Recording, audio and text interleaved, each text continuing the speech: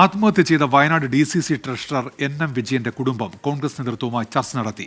NM Vijayan സൂചിപ്പിച്ച മുഴുവൻ കടങ്ങളും വീട്ടുമെന്ന് ഉറപ്പ് ലഭിച്ചതായി കുടുംബം അറിയിച്ചു.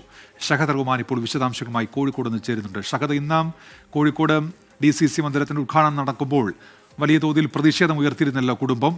തൊട്ടു പിന്നാലെയായിരുന്നു ഈ ചർച്ച. എന്തൊക്കെ കാര്യങ്ങളിൽ ഉറപ്പ് ലഭിച്ചു Shahad? Unmesh, Wayanad DCC treasurer NM വിജയന്റെ കുടുംബമായിരുന്നു ഇന്ന് കോഴിക്കോട് DCCയുടെ പുതിയ കെട്ടിടത്തിന്റെ ഉദ്ഘാടന സമയത്ത് ഈ കോൺഗ്രസിലെ ആളുകളൊക്കെ തന്നെ കാണാനായിട്ട് ആ വേദിയിലേക്ക് എത്തിയിട്ടുണ്ടായിരുന്നത്. തുടർന്നാണ് അവർ മാധ്യമങ്ങൾക്ക് മുന്നിൽ വന്ന അവരുടെ പ്രശ്നങ്ങളും പ്രയാസങ്ങളും പറഞ്ഞിട്ടുണ്ടായിരുന്നത്. അതായത് കോൺഗ്രസ് നേതൃത്വം തിരിഞ്ഞു നോക്കുന്നില്ലെന്നും ആരും വിളിച്ചാൽ ഫോൺ എടുക്കുന്നില്ല എന്നുമായിരുന്നു അവരുടെ പരാതി.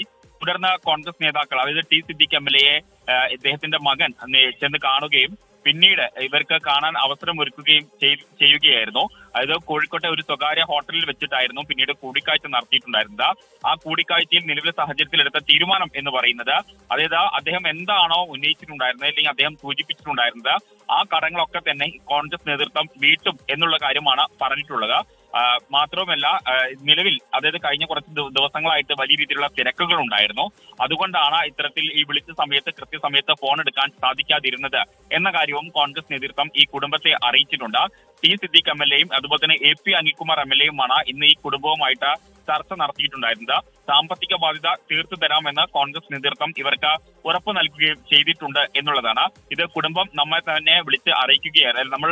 കുടുംബം നമ്മളോട് അറിയിക്കുകയായിരുന്നു. കാരണം കോൺഗ്രസ് നേതൃത്വം ഇടപെട്ട് ഈ വിഷയത്തിൽ ചർച്ച നടത്തിയിട്ടുണ്ട്. അച്ഛൻ സൂചിപ്പിച്ച മുഴുവൻ കടങ്ങളും വീട്ടുമെന്ന് ഉറപ്പ് നൽകിയതായിട്ടും ഇന്നിപ്പോൾ ഈ കുടുംബത്തെ കോൺഗ്രസ് നേതൃത്വം അറിയിച്ചിട്ടുണ്ട്. ഷഹദ് റഹ്മാനാണ് വാർത്തയുടെ വിശദാംശങ്ങൾ ഇപ്പോൾ നൽകിയത് കോഴിക്കോട്.